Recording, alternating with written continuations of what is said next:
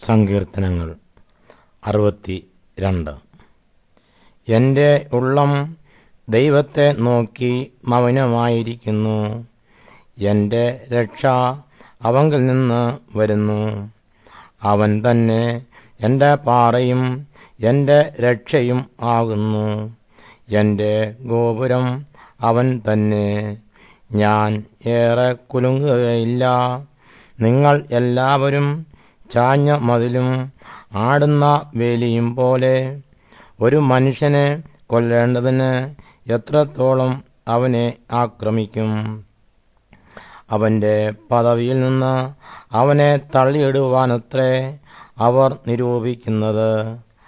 അവർ ഭോഷ്കിൽ ഇഷ്ടപ്പെടുന്നു, വായ്കൊണ്ട് അവർ അനുഗ്രഹിക്കുന്നു, എങ്കിലും ഉള്ളം കൊണ്ട് അവർ ശപിക്കുന്നു. എൻ്റെ ഉള്ളമേ, ദൈവത്തെ നോക്കി മൗനമായിരിക്ക. എൻ്റെ പ്രത്യാശ അവങ്കിൽ നിന്ന് വരുന്നു. അവൻ തന്നെ എൻ്റെ പാറയും എൻ്റെ രക്ഷയും ആകുന്നു. എൻ്റെ ഗോപുരം അവൻ തന്നെ. ഞാൻ കുലുങ്ങുകയില്ല.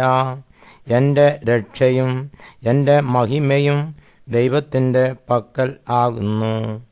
എൻ്റെ ഉറപ്പുള്ള പാറയും എൻ്റെ സങ്കേതവും ദൈവത്തിങ്കൽ ആകുന്നു. ജനമേ, എല്ലാ കാലത്തും അവനിൽ ആശ്രയിപ്പീൻ. നിങ്ങളുടെ ഹൃദയം അവൻ്റെ മുൻപിൽ പകരുവീൻ. ദൈവം നമുക്ക് സങ്കേതമാകുന്നു. സാമാന്യജനം ഒരു ശ്വാസവും ശ്രേഷ്ഠജനം ഭോഷ്കുമത്രേ. തുലാസിൻ്റെ തട്ടിൽ അവർ പൊങ്ങിപ്പോകും. അവർ ആഹപ്പാടെ ഒരു ശ്വാസത്തേക്കാൾ ലഘുവാകുന്നു. പീഡനത്തിൽ ആശ്രയിക്കരുത്, കവർച്ചയിൽ മയങ്ങിപ്പോകരുത്. സമ്പത്ത് വർദ്ധിച്ചാൽ അതിൽ മനസ്സ് വയ്ക്കരുത്.